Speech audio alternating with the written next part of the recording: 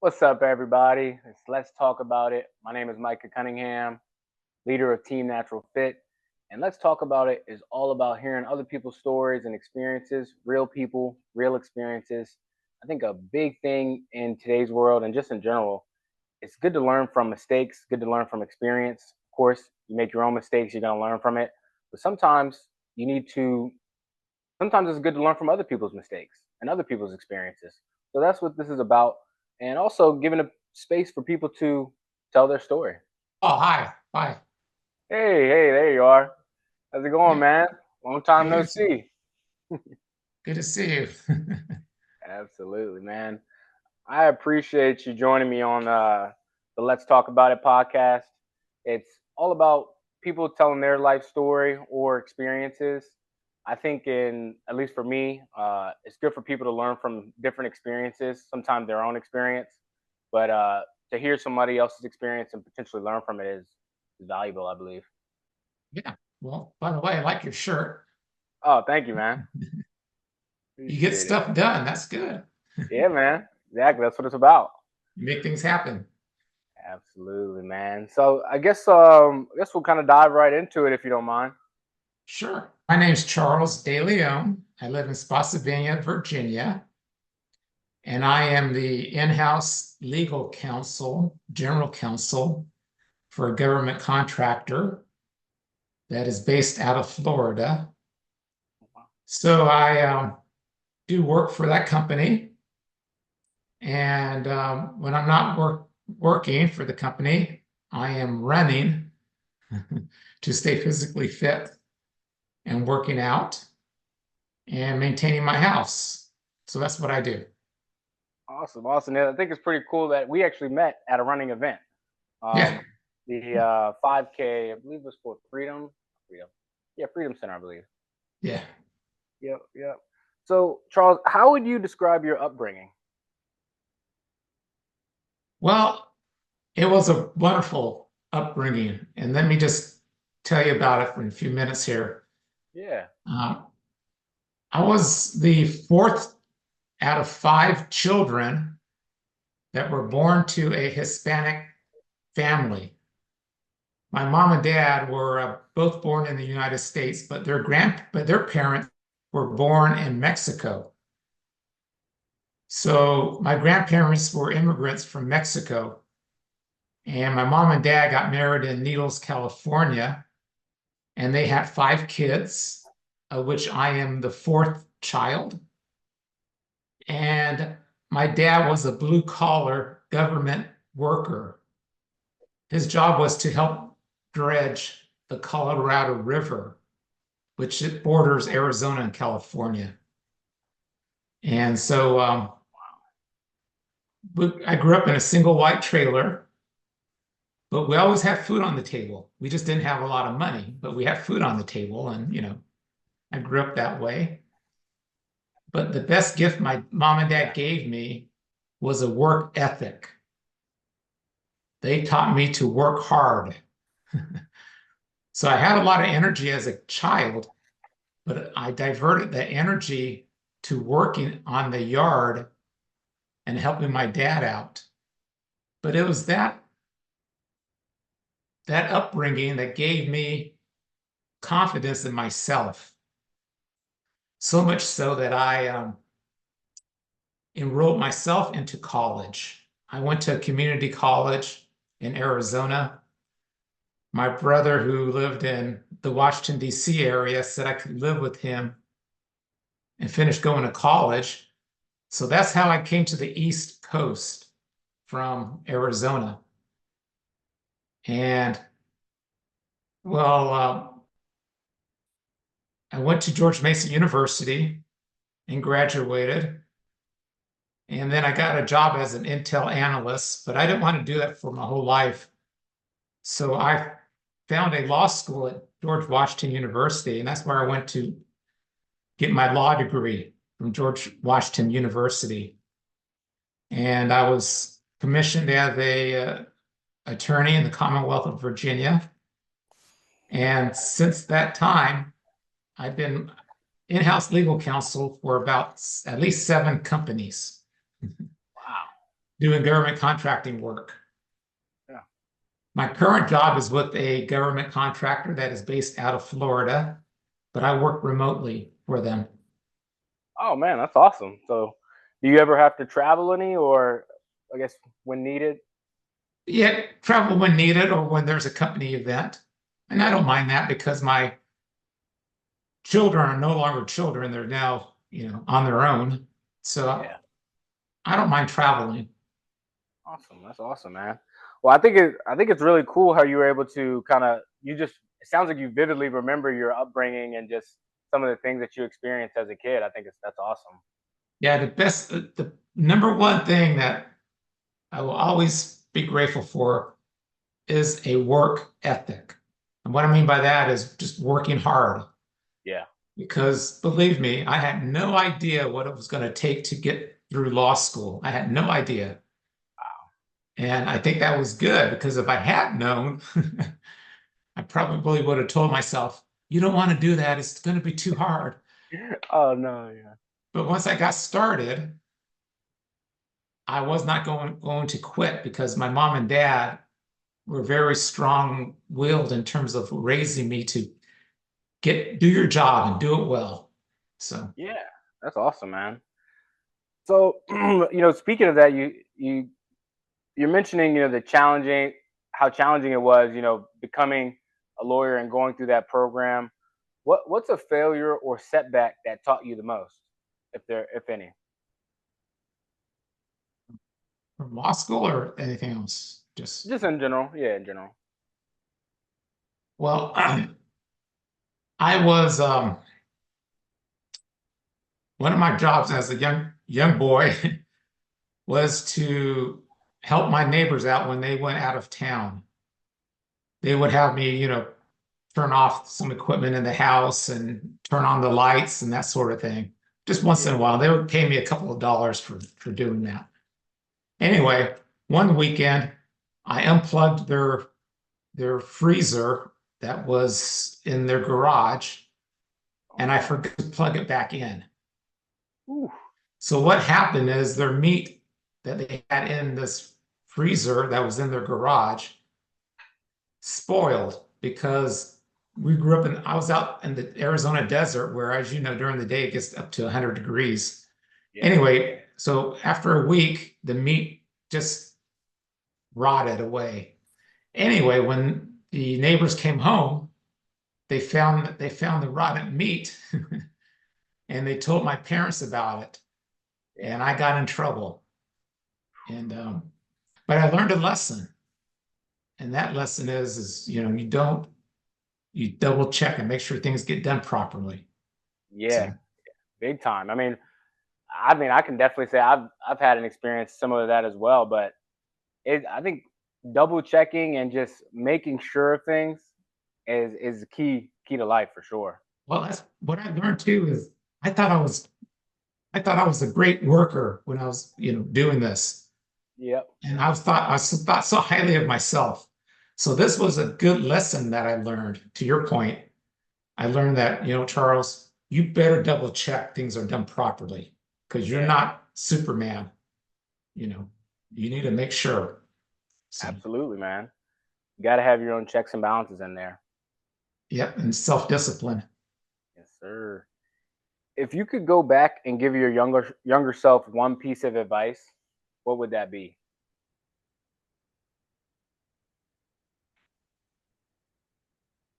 Make remember make um, form relationships with people and retain those relationships because you may need them down the road as you get older. So I'm talking like teachers or neighbors who do something that I would like to, that a person would like to do when they get older. Just maintaining relationships, building and maintaining relationships as a young person so that as you get older, if you need some assistance, you could call upon some of those people that you have met. So, Easier to reach out to somebody, when you kind of stay in touch with them, or at least reach out to say, hey, how's it going? And I think this might be hard. Not maybe maybe it's harder these days for kids or even adults because we're in this social media age where everybody's in their phone, and sometimes it's easy to get distracted. Yeah. The best relationship I had is is was my older brother. He's the reason why I am where I am because he allowed me to live with him to finish going to college, and he gave me a lot of good advice as I, climbed the ladder to get to the top of the mountain. And so I really appreciate that. And he was like that person in your corner as you were growing up. So that kind of walks Yes. me to the next question. Who or what inspires you to keep showing up, to keep going after it? Was my family. Yeah. And obviously my brother, because he was one that I was living with, and he gave me a lot of responsibility, like, in terms of school. Yeah. He did not do everything for me and just have me go take the test or something like that. No, he made me be responsible for my schoolwork and for Right. where I was going, but he did it in a positive way. And so, because I was trying to, not really sure where I was going, but he Right. kept me in line and said, "You keep climbing that mountain. You can do it." And he kept pushing me towards it. That's And then awesome. my mom and dad too, who gave me um, the best parents in the world, in my view, because um, we didn't have. My dad was a blue collar government worker, like I mentioned. I grew up in a single wide trailer with an add-on to it, with four other kids. Um, but my mom and dad gave me that strong work ethic, and that allowed me to maneuver up the mountain of law school. Because if I had not had that work ethic, I never would have made it. Yeah. And it's major, accountability too. It sounds like you had a few people, your family, to hold you accountable. I think that's something we're lacking in the younger generation right now, as far as just holding people accountable. But that's awesome. Yeah, just real quick, my dad, all he had to do was touch his belt whenever I did something wrong. Yeah. Now, did he quote spank me once in a while? I think I got spanked maybe two or three times, but I was not beaten. It was Right. just, you know, and then after that, he just had to touch his belt, and I would say, "Okay, Dad, I'm sorry." Right. Yeah. But I was a very energetic young boy. And when I got into high school, there was some courses I could have taken that would have taken me down the wrong road. Not in terms of hurting people, but in terms of doing stuff that um, is not permitted in the society. I'm talking like drugs and stuff like that. Yeah, I got you. So I could have gone down that road, but because of the way I was raised and the discipline that my parents put on me, I had to stay on the road in terms of working, and which kept me from going down the wrong path.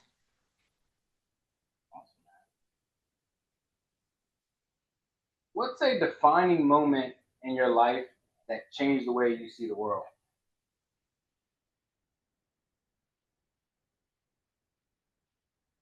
I got caught up in a political attack when I was the general counsel at a company called GTSI. GTSI was a public company, meaning they were, had stock, stock market had their stock. Yeah. Anyway, they got in, there was this, it would take me half an hour, so I won't go through the details, but there was an issue that came up with the federal government. And it was just a minor incident, but the Washington Post put the issue on the front page of its newspaper. Wow. And because I was general counsel, people were assuming that I must have done something wrong or improper, which was not the case at all. And but because the company was suspended by the government agency, because again, there's some political stuff behind it why we were suspended. What ended up happening was the CEO and myself had to offer to resign in order to lift the sanction against the government contractor and save over 500 jobs. So when I resigned, it made the front page of the Washington Post. And again, if I had done something wrong or improper, I would have accepted what happened.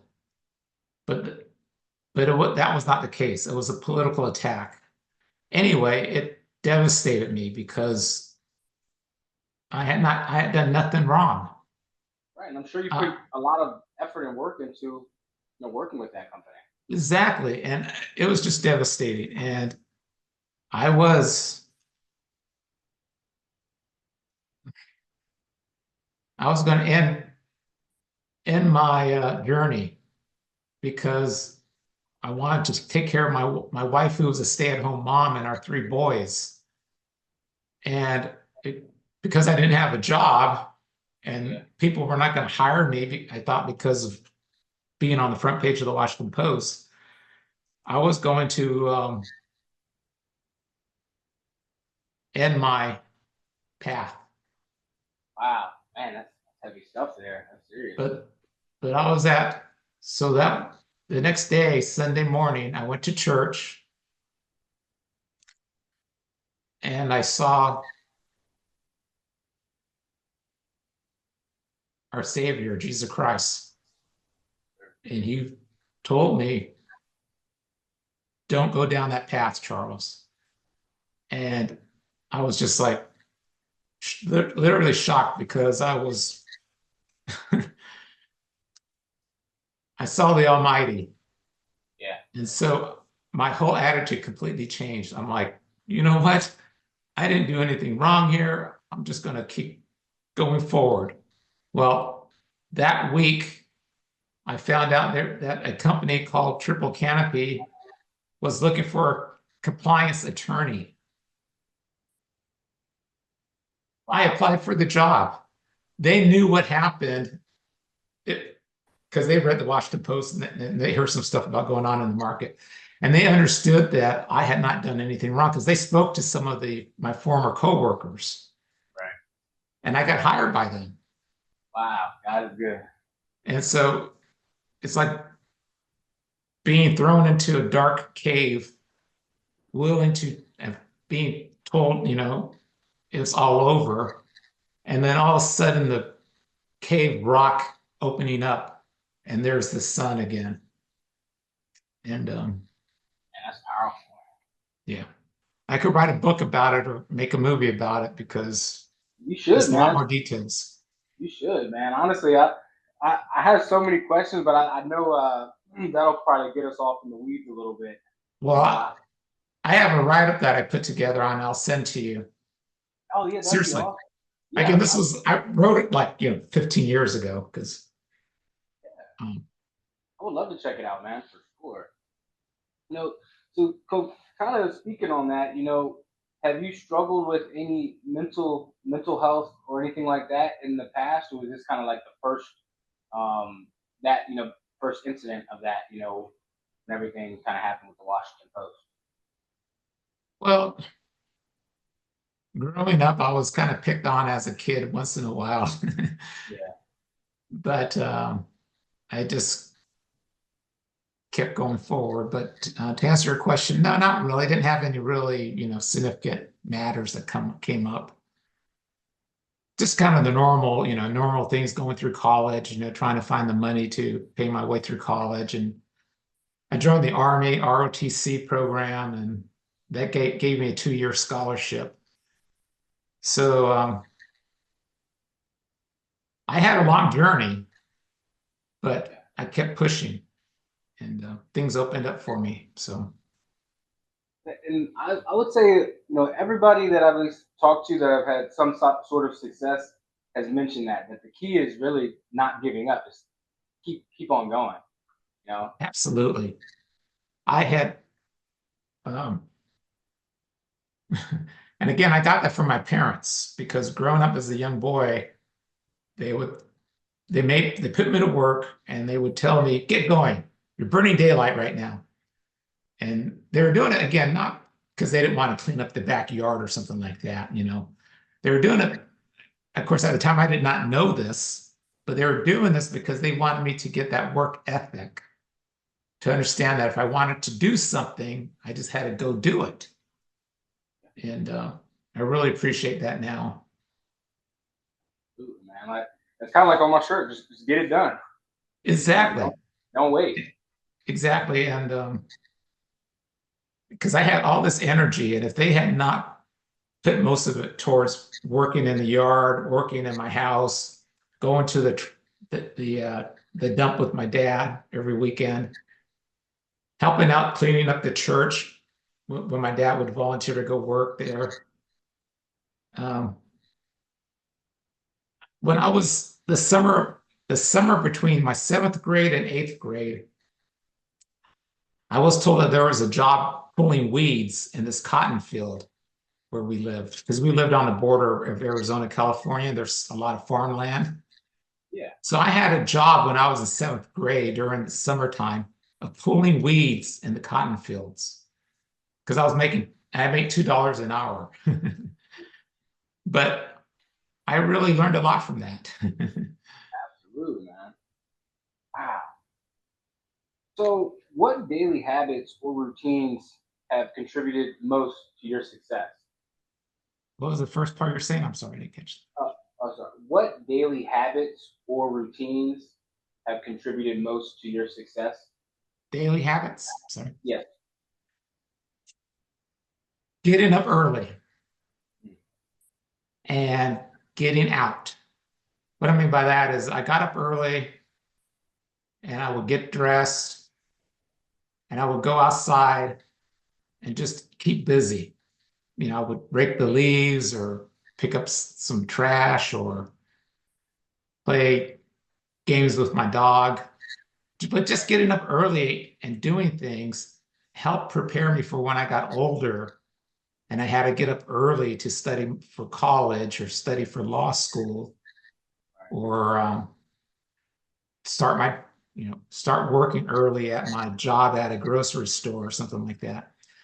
But just getting up early and getting out and doing things instead of just sleeping in bed, till 10 o'clock and doing, just getting out and doing things.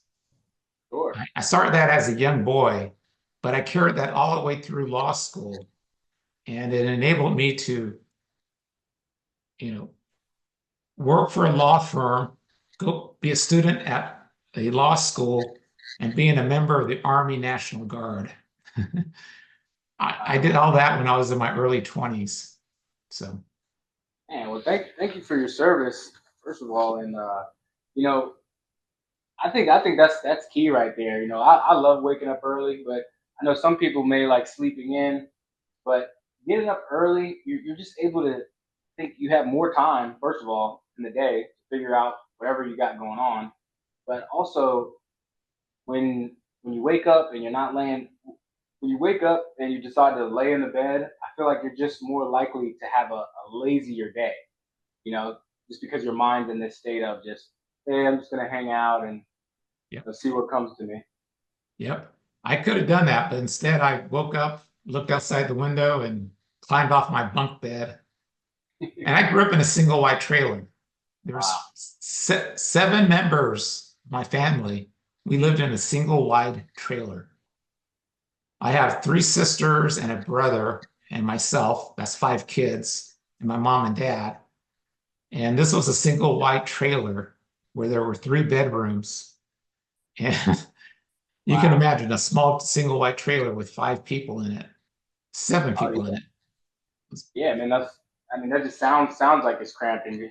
You're gonna get familiar with who's in the house for sure. But you know what? I I loved it though, upon Yeah. reflection, because it it kind of allowed me to.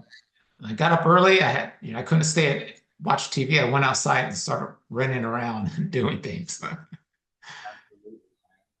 That's awesome. So, how do you define success, and how has that changed over the years? I define success as attaining your primary goals in life. And growing up, I had no idea about college or graduating like that or going to law school or anything like that. I had none of that. But what I recommend or strongly suggest is people, young people, explore, look into things, look into what you could do, or you may, do your research, look into Yeah. what could be done, or look at what it would take to do XYZ, or what it would take to do ABC, or whatever. Um, don't just tell yourself you can't do something. Right. Look into it because you may be able to do it. Yeah. And I tell people, look at me. I'm not the smartest kid in the neighborhood. But so how in the heck did I graduate from George Washington University, National Law Center? Because I worked hard for it, is Yeah. what. And I just put in the effort. And so that's the number one recommendation I recommend to people is uh, find what you want to do, or find what you want to be, or find where you want to go, and just put in the energy to get it done. Love that. Because I run 5K races every so often. You mentioned, that's where we met. Yeah. Um, I could sit at home watching TV in the late afternoon. But no, what I do instead is I get on my running clothes and I go outside and go do my jogging every other day. And it's because of that I'm a decent runner. But the point being is you just got to get things done and go for it. Have that dream of what you want to do, where you want to be, where you want to go, but then apply the work ethic, the work effort to get it done.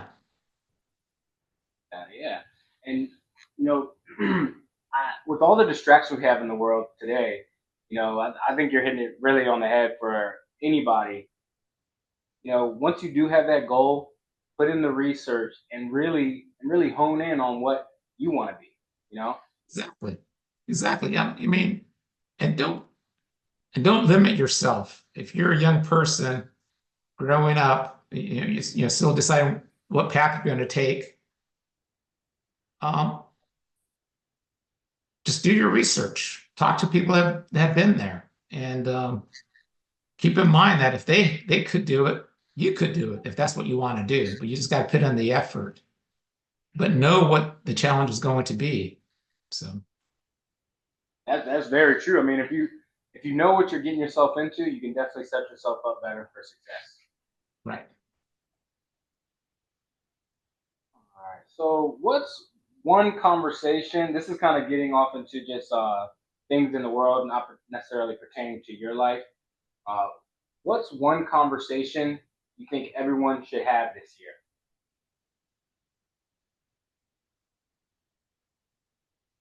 One conversation should be about politics, Hmm. Am- Yeah. American politics, Yeah. because the media out there is trying to take advantage of the various issues going on in the White House and Congress and the media. And um, people who are beginning to go down their path should not be overtaken by these discussions or have these discussions put them down the wrong road, because um, I've seen this happen before.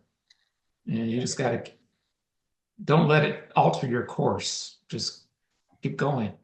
This is a land of opportunity. Right. And don't be maybe closed minded to hear somebody else's opinion, even if it's not the same opinion as yours? Well, actually, I think I've actually enjoyed hearing people that have different views than I do Yeah. because I listen to them and I respect them talking when they're talking to me. I may not, and I'm very likely not to change my view, but I appreciate hearing their side of the story. Yeah. But just to maintain the personal relationship. Right. I mean, you never know what you can learn from people. I Right. learned this in door-to-door sales. I mean, you never know who you're going to run into. You just never know what kind of experience you're going to hear from someone else. Right. You've been out there, you've seen different personalities, and I'm Definitely. pretty sure you have some stories. But it's just like there's different flowers out there in the country, right? There's not just red roses. There's Yeah. different flowers, different colors. Some of them have spikes, others don't, and all the stuff. But um, just participate. I'm sorry, my phone's ringing, but go ahead. Oh no, you're fine. So we got about three questions left here. What's a topic people are too afraid to talk about but should, in your opinion? I'm afraid to talk about, but should. What's the last Yeah. one? Afraid to talk about it but should. Religion, Yeah. religious beliefs. Yeah. I don't go, when I see my neighbor down the road, I don't, when I'm walking and I go say hi to them, I don't start talking about, do they go to church or do they not believe in, are they atheists or, um, but I'm not, that's just an example. Um, Yeah, I think it's big because religion in general I think has if you let the media play it, it kind of it's trying to it seems like it tries to separate people into exactly. where religion you can really help to understand somebody a lot better if you just let them explain why they do believe in something or you know let Exactly. you know Exactly. The fact that, yeah, it's great that they have their own religious views or their faith. That's their business, exactly. and I'll respect it. Um, but that's what this country made this country one of the best countries in the world. Is as you know, is freedom of religion, freedom of speech, all that. Yeah, Um, so that's why I'm a proud American because you know I can only imagine where I would be if I grew up in a one of the countries in the that are very restrictive in terms of religious beliefs and yeah, politics and stuff like that. exactly. And we have, if you have the freedom, so don't be shy to have those conversations, right? And if somebody else believes in apples and I believe in oranges, I'm not going to hold that against them. That's their right, Yeah. and vice versa. And anyway, I could get into some political discussions, but I'll just let it go. We'll save that for the next time. Well, man, Charles, it has been awesome talking to you. I got one more question for you, then I'll get you out of here. So, what's next for you, and what are you currently working toward? I'm working towards retirement. Ah, So I am no longer that 20-year-old kid, you know, looking, what path am I going to go down? Where am I going to go? I don't know. yeah, Now I'm coming down the mountaintop, and pretty shortly I'll be at the bottom of the mountain. And but hopefully I'll be able to enjoy the small hills and stuff and just walk around and enjoy my retirement phase. But I don't plan to retire anytime soon. It's going to be a couple of years, but I'm just thinking about it. That's all. absolutely, man. I mean, have you thought about well, have you ever done like a half marathon or a marathon run? I've done a half marathon run, Okay. and I did it in DC. and I did pretty well. But this was like 15 years ago. I haven't done a marathon in, well, 15 years. So at my age, I'm kind of hesitant to do it only because, my bones are not as strong as they used to be and stuff like that. So Sure. I'm sure if you set your mind to it, you get it done. yeah, I might do a marathon or something like that once again, but not more than one or two times. So, man, well, Charles, I really appreciate you coming on and really answering some questions for me. And I'm really excited to get it out there so other people can potentially learn from it and grow ultimately. Yeah, and I wouldn't mind talking to some younger people who are looking to climb the mountain, and they want to speak to some people who have climbed their own mountains, like myself. I'm happy to talk with them. Awesome. That's honestly what this is all about. I'm hopefully I can kind of build a following to where maybe we're getting on a channel where people are tuned in and can ask you questions if you open something like that. I just, I always tell people, look at me. Yeah. If I was able to climb the mountain, and again, it wasn't a straight line, it was, various challenges, but I climbed the mountain. If I can climb a mountain, others sure can. So I'm happy to help them. Awesome, Charles. Well, I appreciate it, man.